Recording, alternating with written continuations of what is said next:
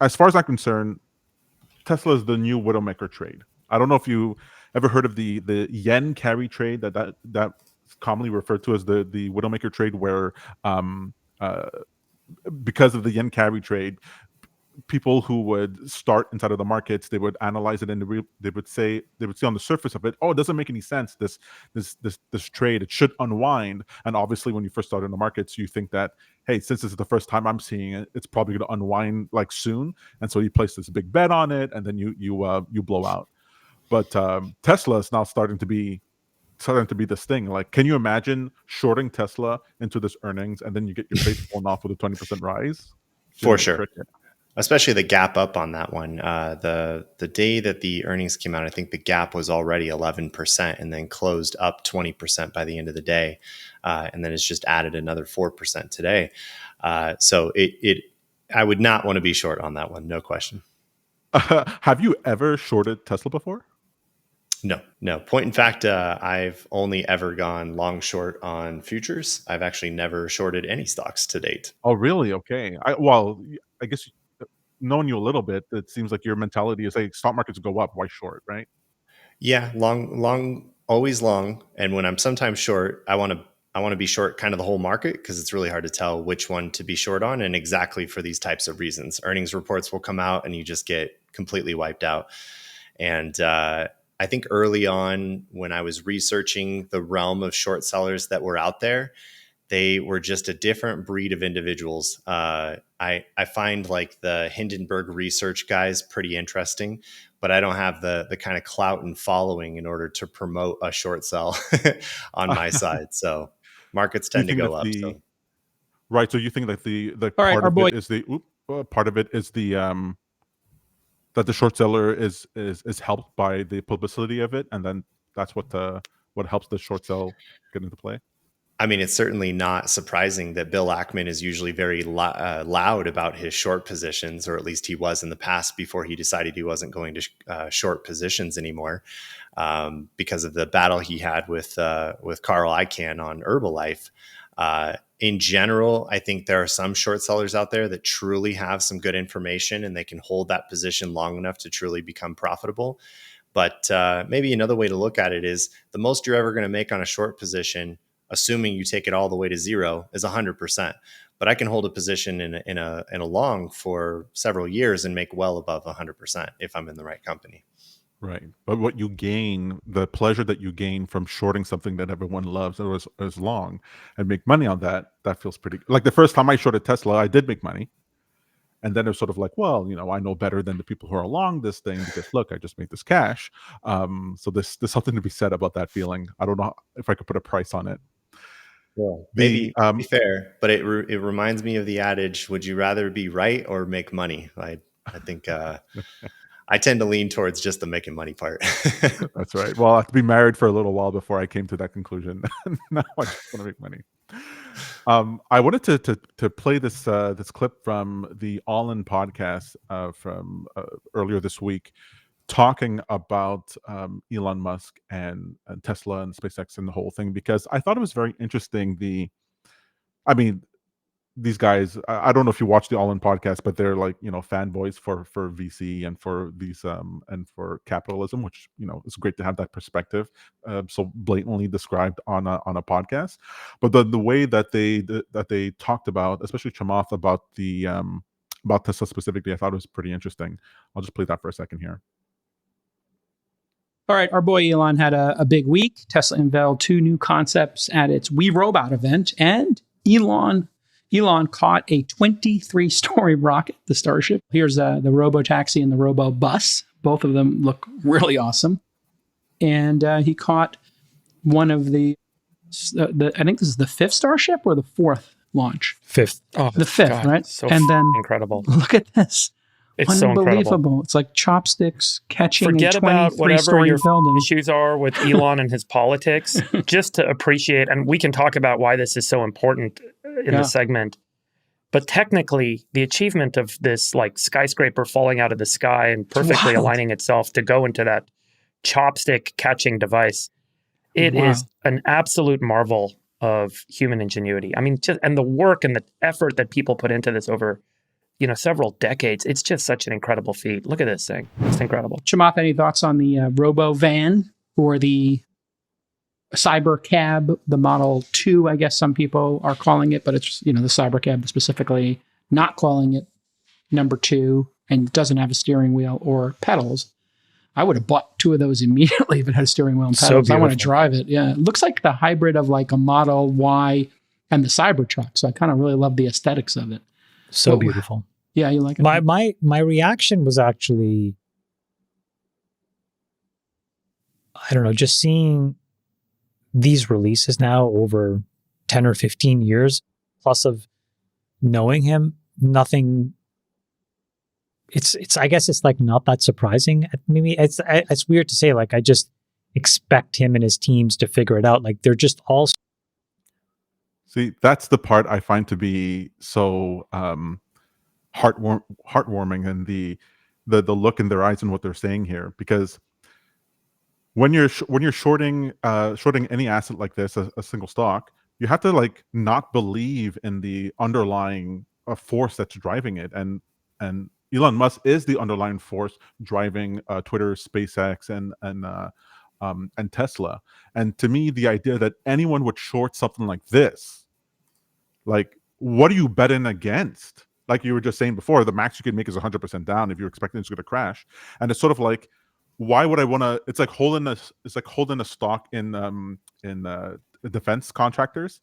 It's sort of like, yay, my stock went up. A war just started. Like it's like, well, what do you want to own? Like what position are you really trying to express?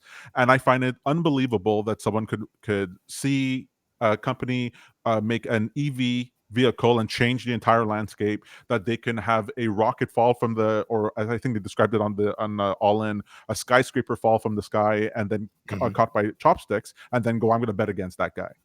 Like Right. to me, it just seems absolutely insane. And so if this and then with Twitter no longer being listed, then the proxy play for that, the whole Grok AI stuff now is in the Tesla stock. Like if you want to express your bullishness for AI in the same way that Nvidia would be your expression for that.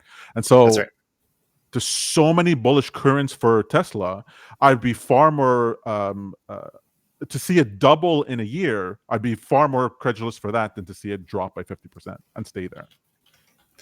I think there's a couple of observations here. One, I want to make this call out to the fact that the 3 things that were released in that Tesla event look strikingly similar to the iRobot movie. I have no idea how they're not going to get sued for that, but the robots looked like iRobot.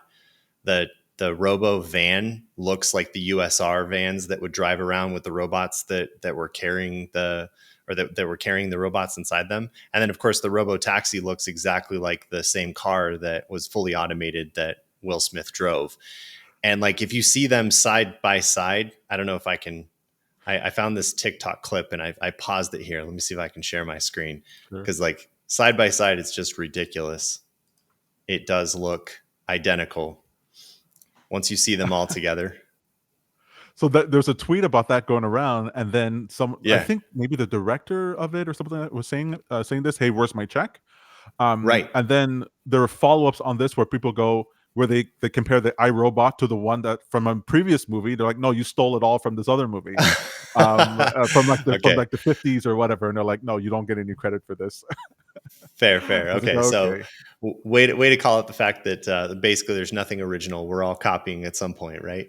But exactly. I guess the other observation is that this is a really good example of what I would call story stocks, right? Like where the narrative of a company tends to be more important than some of the fundamentals.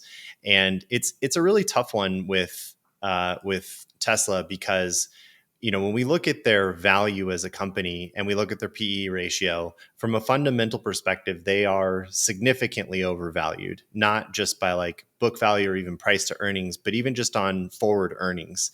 So this is a really good example of those instances where, like early on, especially in investing, you'll learn the efficient market hypothesis. And basically that's this belief that all market participants are fully rational and we've all been provided the opportunity to the same information. So in theory, the price should reflect all forward information. But I think there are times like this, for example, where you've got these mispricings that take place and they are consistent mispricings. And that is one of those things where I think you perfectly explained it a moment ago.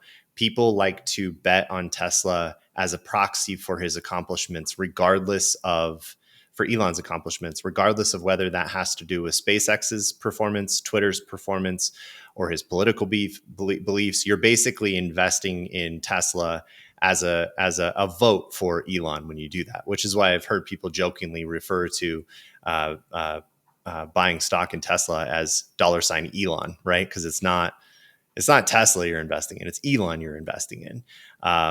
It gets me thinking in general, like, especially around the idea of betting markets, why don't we have some kind of a proxy for investing in individuals?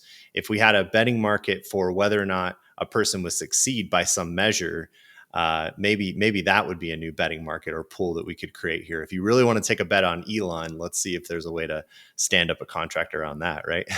So that was my hope for crypto, right? I don't know if you were part of the whole phase there with did you ever hear of Rally.io back in the previous bubble? So it was this crypto project. So. Yeah, this crypto project where essentially it's this framework where individuals like content creators and influencers would sign up to Rally.io, and if they met certain types of metrics of popularity, they can get a crypto coin associated with them or a token associated with them, but they didn't have to build the whole blockchain for it. This was housed on the Rally network, and that was essentially a way for you to buy into a content creator without having to do it on PayPal or OnlyFans or something like that, where you're not buying any equity in the content creator. Whereas on Rally.io, the idea is that, hey, you could be a fan of this person for the next 3 years, and then if you decide, oh, I'm no longer into this or what have you, you can sell those tokens to the marketplace of people who want to join in. And so instead of buying the T-shirt, you're buying the tokens that give you access to different types of content and perks and blah blah blah.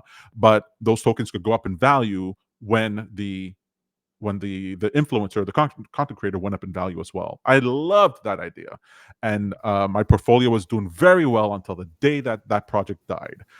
But I hope that it comes back in the next cycle as the technology now is better, like floating around on the blockchains. I expect to see it on Cardano, and sure. I want to see things like this, and I want to see it even on non-popular individuals. Right, where you can do it for, I love to do it for my kids, do it with family members, and the idea is that you're raising money in your community by buying into the children or other entrepreneurs in your community, and you're getting a stake on that. And those ideas are there. The technology is starting to be developed, and I think in the golden age, which I think is coming, we get that merger. And but for now, Doge coin, that's my way of buying Elon. Buying Elon, which is, it gets me thinking, why hasn't somebody thought to create their own cryptocurrency to represent their clout? Like, in theory, what you're saying makes sense. If I'm an early successful entrepreneur and I've gained a following of a fair bit, plenty of people following me on social media, and they're investing in my success in the future, we can use cryptocurrencies in order to invest in their success in some way, right? And then they could in theory use that capital to continue to invest in their own success. But then others who join in on the bandwagon are effectively expressing their vote for this person's future success. I'm surprised nobody has created a brand name cryptocurrency that represents them in itself. Like, why isn't there an Elon coin out there, and why hasn't Elon capitalized on this? This seems like something he would have done. Sure. The interesting thing, I always love how it comes back to this privacy issue, where for cryptocurrency, because they were doing stuff like that, or they attempted it, where let's say some sports ball players, you can buy their token, and the idea is that, that there would be some sort of dividend paid from the contract out to the holders, but then everyone knows you own that player, and everyone could see, and then everyone could track your transactions. And it's sort of like, until we actually have privacy on the crypto network, we're never going to have that. Shout out to Midnight on Cardano, which is trying to solve this problem. But until that happens, like people are not going to want other people to know that, hey, I bought this product from you on, maybe I bought a piece of content or a t-shirt from you on this thing completely separate, but now you can see that I also support these types of people, and that's gonna be a problem, but we'll see. But for right now, the for Tesla, like calls on Tesla, I mean, they're so expensive, but calls on Tesla is sort of like, how do you miss long dated calls? Seems like a good trade.